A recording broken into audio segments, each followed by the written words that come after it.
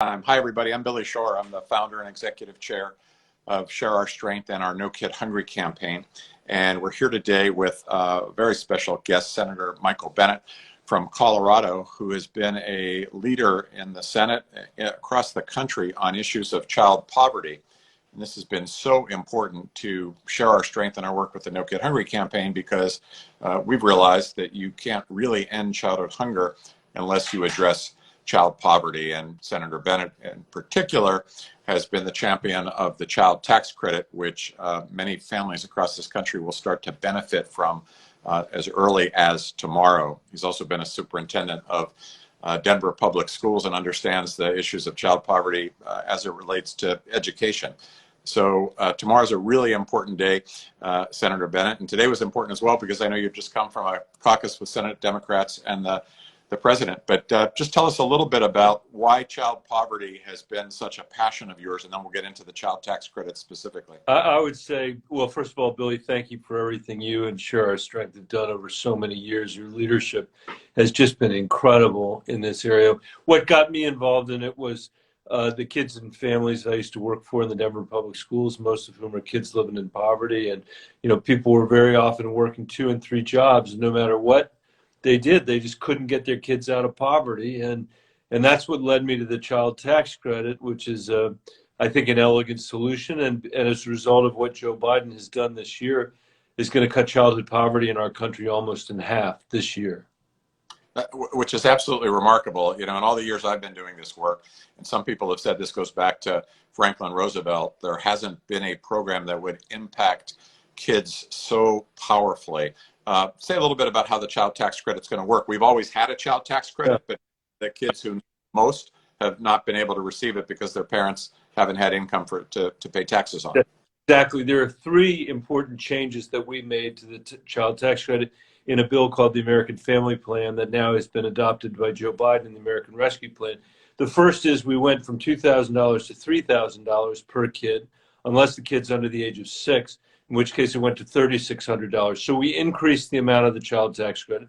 The second thing, to your point, that was so important was we made it fully refundable, which meant that for the first time, millions and millions of kids in America whose families were too poor to receive the credit, starting tomorrow are going to receive the credit. And the third thing we did is we're going to be paying it out on a monthly basis. So families are going to be able to make decisions as bills are coming due and they're trying to pay rent or trying to pay for groceries or maybe a little bit of childcare so they can keep working. They're going to be able to do that in a real-time monthly basis instead of waiting until tax time rolls around. So those are the 3 big changes. So, Senator, the word game changer has been overused probably in terms of describing this. It's become almost a little bit of a cliche, but that really is the case here, isn't it? This could really change life for millions of American families. Yeah, I mean, tomorrow, 39 million families are going to benefit from this credit, and as we said, half of the kids that are in poverty are going to be lifted out. A lot of people, you guys know this because you're working on this, but a lot of people I know don't realize that the United States has one of the highest childhood poverty rates in the industrialized world. In fact, I think that we're 38th out of 41 countries that are counted in that survey. The biggest percentage of people, or the poorest population in our country, are poor children, our children. And so what we've said with this tax credit, and the reason I think it is game changing, is that we don't have to accept that level of childhood poverty as somehow is a permanent feature of our economy or a permanent feature of our democracy, that in fact we can do something about it. And because of your leadership, Share Our Strength's leadership, and a lot of people around the world, around the country, we were able to get this done. Now we have to make it permanent. Well, this message really resonates with us, Senator, because as you know, we've always talked about childhood hunger in particular as a solvable problem. We have the food in this country, we have the food programs. You're now going a step farther and saying that child poverty is actually solvable. It's probably like childhood hunger. It's not so much about the resources, it's about the political will. Tell us a little bit about what the political path is going to be to the point you made a moment ago, to make this permanent or to at least extend it for a significant period of time. Everything in our politics today is but very narrow margins. How's this going to happen? Well, I'd say, first of all, what made this possible, I'm sort of sorry to say this, was the experience the American people went through during this pandemic. And, the realization that 50 years of an economy that had worked well for the top 10%, but not for anybody else, just became untenable in the context of the COVID pandemic. Now we have to make it permanent, and I think that what we're going to have to do is fight to achieve that. I don't know how many years we're going to get done in this next infrastructure package. That's obviously the first step. But I think when families begin to get this starting tomorrow, it's going to be very hard to take away. I wouldn't want to be on the other side of that argument. I wouldn't want to be explaining why 90% of the American people shouldn't have the benefit of this. By the way, what is the biggest working class and middle class tax cut we've ever had in our country? I think it's going to be hard to take that away from people, and this is something that's worth fighting for. I believe in the end, our goal should be to eliminate childhood poverty in this country, just like your goal is to eliminate hunger among children. It's a challenge we can overcome. Senator, I want to pick up on your comment about the pandemic, because the other thing that we experienced at Share Our Strength was that the pandemic also brought to light a lot of issues of equity. And I think we can also look at the child tax credit through an equity lens, because many of the kids who have not been able to access it, I think half of all African-American kids and Hispanic kids in this country who are poor have not been able to access it in the past because it was not fully refundable. It was not available unless their parents filed taxes. Is there an equity element to Yeah, there absolutely is. I mean, because the poor, the poorest kids in the country tend to be kids of color. They are the ones that have been most ignored by by a non-refundable tax credit. So you're exactly right. Now that it's going to be refundable, there'll be huge benefits there. And think about this: 52% is the number of reduction for African American kids poverty, almost the same for Latino kids, and really important to Colorado and other places, the reduction in poverty for Native American kids is 60% as a result of this tax credit. I think that's a really important equity issue too, because our Native American kids have in some ways been left even farther behind than anybody else.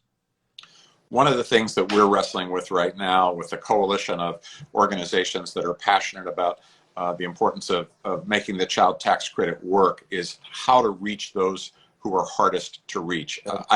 Statistics, and I'm sure you're more familiar with them than I am, that about 88% of the kids in this country who are going to get it will get it automatically because their parents are in the system or they've been part of the stimulus bill. But there's about 4 to 5 million kids that we're going to have to reach the old-fashioned way. We're going to have to go into communities. We're going to have to go door to door. We're going to have to be canvassing. We're going to have to be using text messaging. Any thoughts on those kids who probably need it the most, but it may be the hardest to reach? First of all, it just an expression of profound gratitude for what you guys are doing there. I know that you're going to have people on the streets registering people, making sure they get into the system.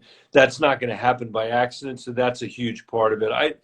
Two other pieces that I would say are related. One is to make sure that the IRS makes this as user-friendly as possible, and this is going to be a challenge for them. This is paying out on a monthly basis is not something that they've historically done. And helping us find that last 5% is something they're going to be able to help us do if they make it easier for people. It's something I have underscored over and over again with the Treasury Department and the IRS, and I think they're taking it very seriously. The other thing is, my office is working with 100 different organizations in Colorado that are organizations that support working families and poor families to get the word out. And we're just going to have to be relentless about that, and I hope other senators and Congress people will do that as well. But I think the most important thing we can do is to get advocates like you guys in communities to make sure people are signing up. There's such a mistrust because of COVID and other things that we have to find a way to overcome. but I certainly won't be satisfied until every one of the kids in America that needs it the most is getting the benefit of the credit.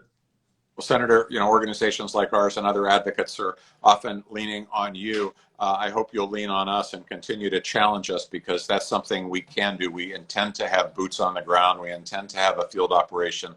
We'll start in a limited number of states and grow from there as this expands. So again, thank you for your leadership. Before I let you go, because I know how busy you are, just say one more word about, we tend to silo so many issues in this country, but I mentioned, and you mentioned, your role as an educator and former superintendent of schools.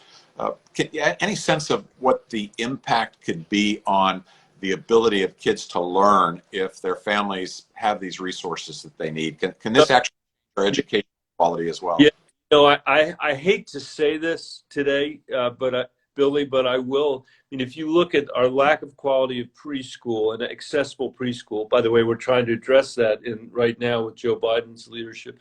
Our lack of quality for too many kids to K-12 and a lack of access to higher ed. If you take all that together, what we are doing in our education system today is reinforcing the income inequality we have rather than liberating kids from their economic circumstances.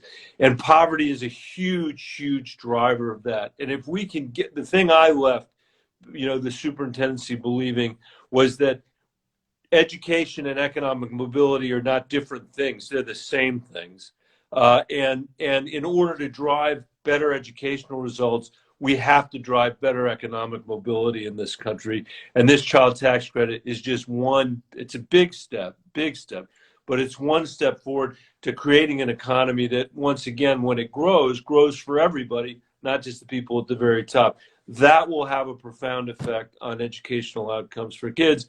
And by the way, it's why, folks like Columbia University have looked at this and said that we'll get an 8 times annual payback on the investment that we're making, because instead of just mitigating for the effects of childhood poverty, we're eliminating half of it in the country, and that comes with an incredible amount of savings in our educational system, our mental health system, our criminal justice system.